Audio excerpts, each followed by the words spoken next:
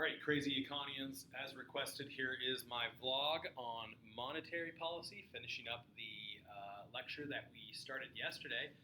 Thank you to Bruno for requesting a vlog, and so I tried it out now for the first time. Bruno, good job. We left off essentially right here with what is monetary policy. We actually left off with the Fed, talking about the organization of the Fed. We don't need to cover that anymore. You guys will not see stuff like that on the AP exam. That's merely just for a little context to add just, I guess, a little flavor to what the Fed actually does, which is monetary policy. Here you have, I'll get out of the way so you guys can see it here. I'll pop back in from time to time like that there, you crazy Econites. You guys can see up there what monetary policy actually is. It's manipulating the money supply. Like we talked about yesterday, we said that the Fed is in charge of changing the money supply to try and influence the economy in some way. That's monetary policy. It's pretty basic. There's nothing more than that. They do have that dual mandate that I said the Fed likes to mention all the time, that dual mandate of right here, full employment. And it's kind of hard to see this, I think, on the screen that says stable prices right there. The goals of these two mandates that the Fed has is to ensure sustainable economic growth, or attempt to ensure that. So stable prices and full employment, the dual mandate. Let's change the slide here if it will change for me. Hey, there we go. We don't need to look at that stuff. We've already seen that crazy political cartoon. I do want to talk today about the three shifters of the money supply, though, as well. Now, this is important for you guys. You guys do need to understand these three shifters. Also, what we're going to look at with the three shifters, we're going to look at three different graphs. We will look at the money market, which we've been talking about. We'll look at what that does to investment demand. So we'll look at the demand for investment, essentially. And then we're going to look at the ADAS model and how all of that affects the ADAS model, which we looked at last unit. But this is also just a heads up for you guys. This is two questions on your Unit 4 problem set that we're essentially going to go through today that I'll help you with. So make sure that you're paying attention here. So let's talk about the three shifters of the money supply. The Fed can adjust the money supply by changing any one of the following three things that you guys will see up here. There's 1, 2, and 3 right there. Number one, they can set reserve requirements. So we've talked about that. We've talked about reserve requirements, the required reserve ratio. That's the amount that banks must keep in reserve, the amount of cash banks must keep in reserve. The Fed can adjust that, can change that to try and influence the money supply. We'll talk about it in a second in a little bit more detail. They can lend money to banks. When the Fed lends money to banks, they use the discount rate to as an interest rate, essentially, to charge banks when they lend money to them. You're going to see another rate called the federal funds rate. Don't ask me why they call that one the federal funds rate. It almost seems like this should be called the federal funds rate. But that's what we have to work with. So the discount rate is what the Fed charges banks to borrow money. The last tool that the Fed has is open market operations. That's the buying and selling of treasury bonds. That right there, I would star this one, highlight this one, circle this one, underline this one. That is the key monetary policy tool that the Fed uses. The number one tool. What we'll find in the end is they don't really use this too much. They don't use that first one too often. We'll talk about why in a second here. I believe on this next slide, let's take a look. Yeah, reserve requirement. There we go. Again, the reserve requirement, you guys know what that is, so if you don't want to jot down this definition up here, don't jot it down. That's just the amount that banks must keep in their reserve, in their vaults, with their bank to cover those day-to-day transactions. That's money that they cannot loan out, as it says up there. When the Fed increases the money supply, it increases the amount of money held in bank deposits. Banks keep some of the money in reserve, and then they loan out the excess reserves. Loan out anything that goes into excess reserves. Let's stop right there. These loans eventually become deposits for another bank that will loan out their excess reserves. That just reflects that fractional reserve banking system that we discussed. So I don't think we need to discuss that in any more detail than what you see up there.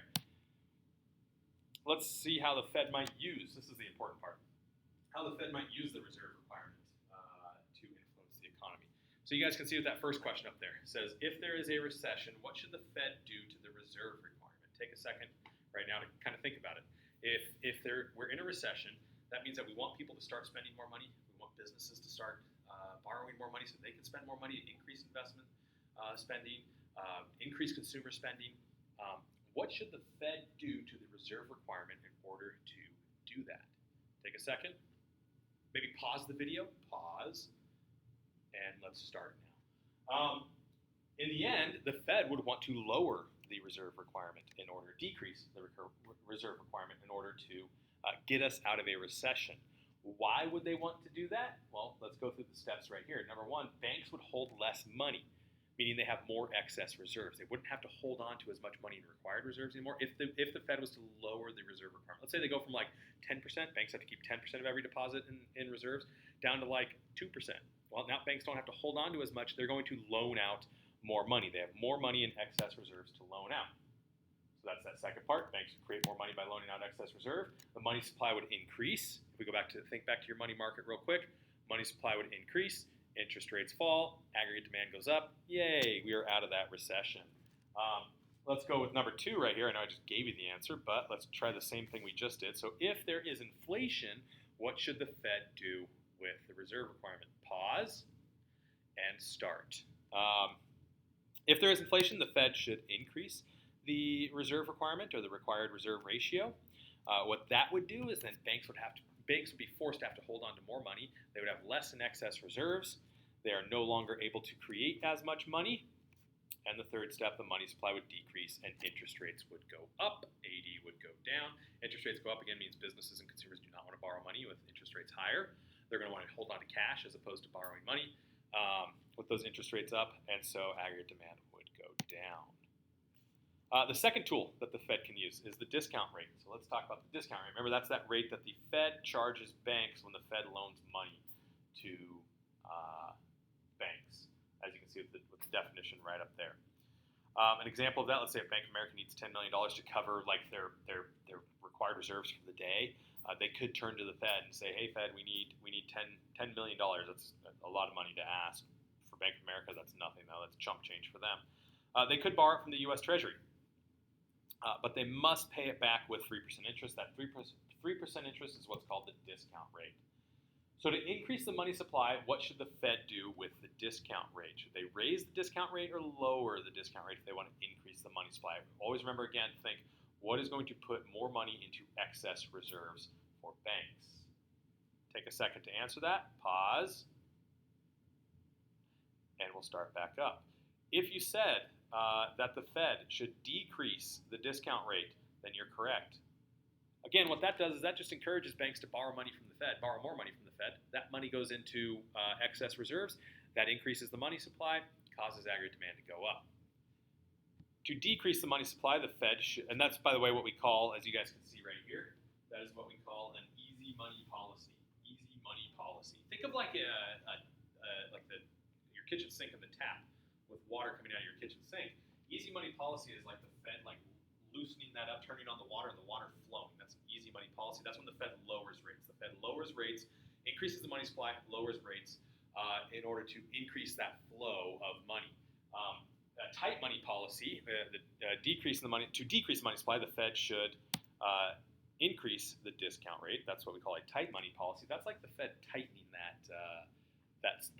faucet on your kitchen sink to decrease the money supply and decrease the flow of money in an economy. I think the next one, let me talk about this one real quick. The Fed doesn't, actually, you know what? Let's go back here real quick. Let me talk about this, the reserve requirement. The Fed doesn't actually change the reserve requirement that often.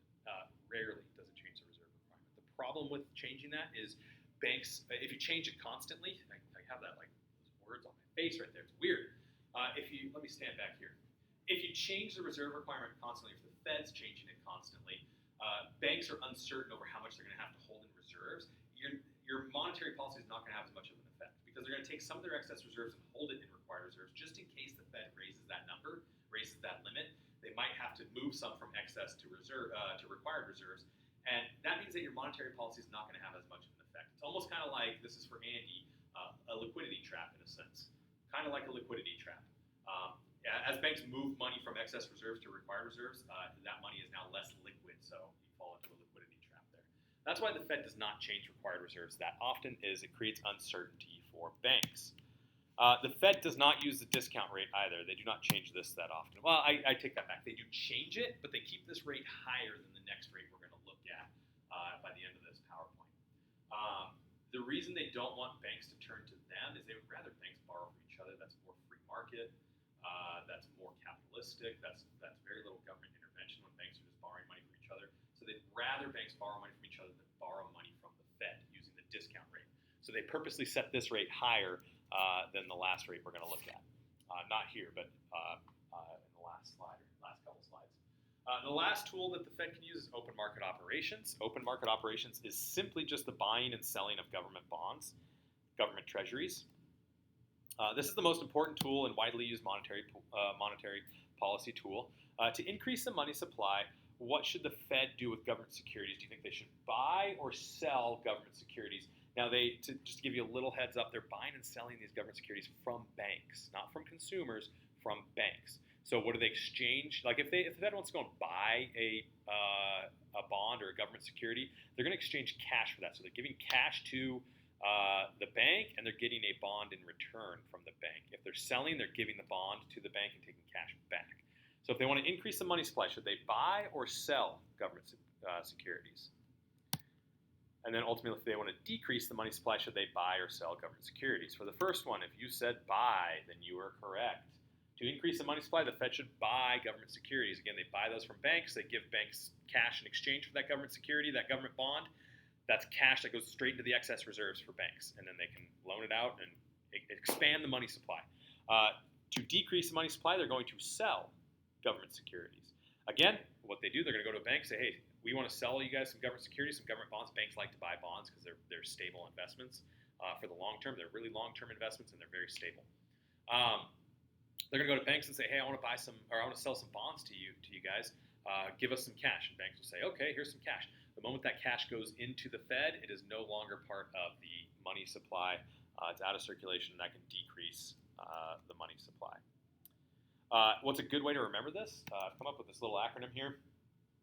Buy means big, so both of those start with a B. You got buy big. What that means is when the government or the Federal Reserve buys bonds and government securities, they want the money supply to expand. They want the money supply to get bigger when they buy bonds. When they sell bonds, they want the money supply to get smaller. Make sense? You might want to pause it here because I'm going to skip this slide, so pause it if you haven't quite gotten all this down. All right, so how does a change in the money supply affect the economy? This is where you have a couple questions on your Unit 4 problem set that are going to look a lot like what we're going to talk about right here. Here I want you to, we're going to draw these three graphs. We're going to have the money market, investment demand, and ADAS model. And we're going to see how a change in the money supply affects the economy based off of those three markets, or three graphs. Here's our three graphs. You guys can see that up here. We have the money market. So we have our supply of money, and we have our demand of money. Over here, we have investment demand. Now, all we're focused on here is investment demand. We're not focusing on the supply of investment. We're just focusing on the demand for investment. At lower rates, the quantity of investment goes up. That means, again, businesses at lower rates want to invest more. They're willing to borrow money to invest more.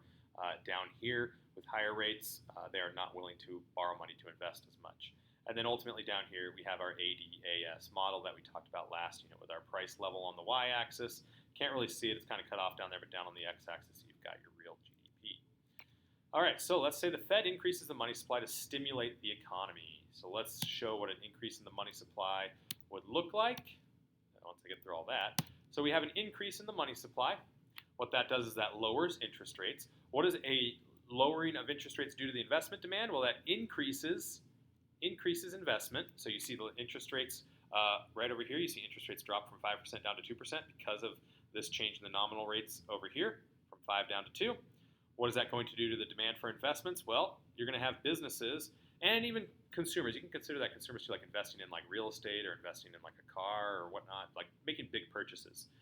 That's going to drop down to 2%, that rate, and they are going to increase the quantity of investment demanded because of the lower rates.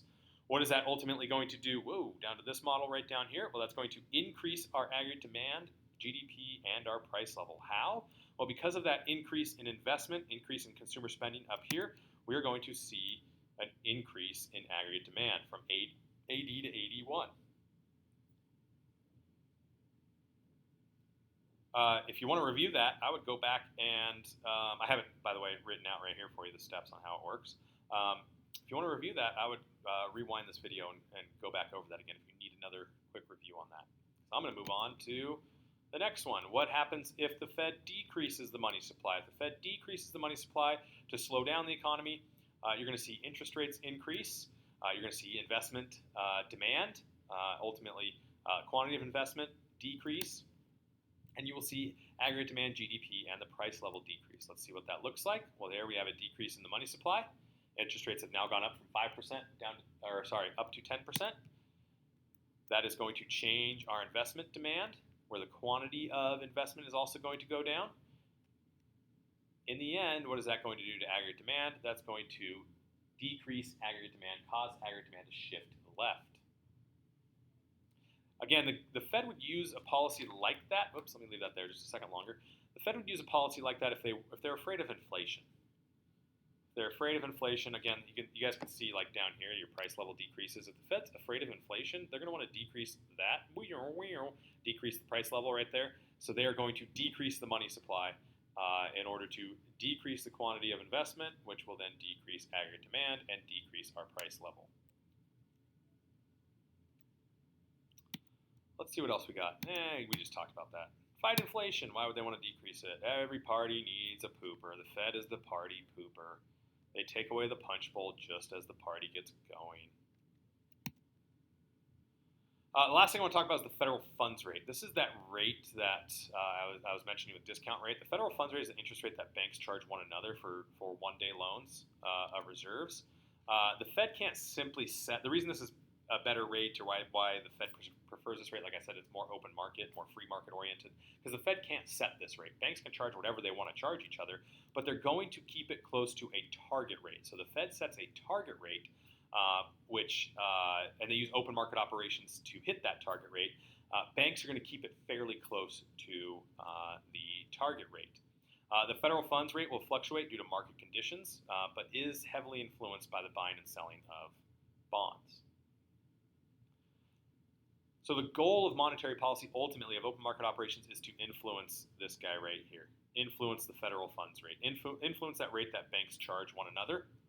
That's ultimately the goal with buying and selling bonds, is how much cash do banks have on hand. If they have more cash on hand, they're not going to need to borrow from each other. If they have less cash on hand, they might need to borrow from each other, which is going to affect the supply and demand of federal funds, which will ultimately set the federal funds rate.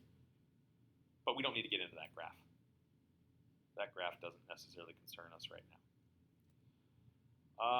And that's pretty much it. I mean, here's a federal funds rate, time series graph with the federal funds rate. You can see currently right now, way over here, federal funds rate maybe going up a little bit. If we were to extend this says 2015 down here. If we were to extend this out to 2019, you might see that drop a tiny bit because rates have been going down just a teeny tiny bit.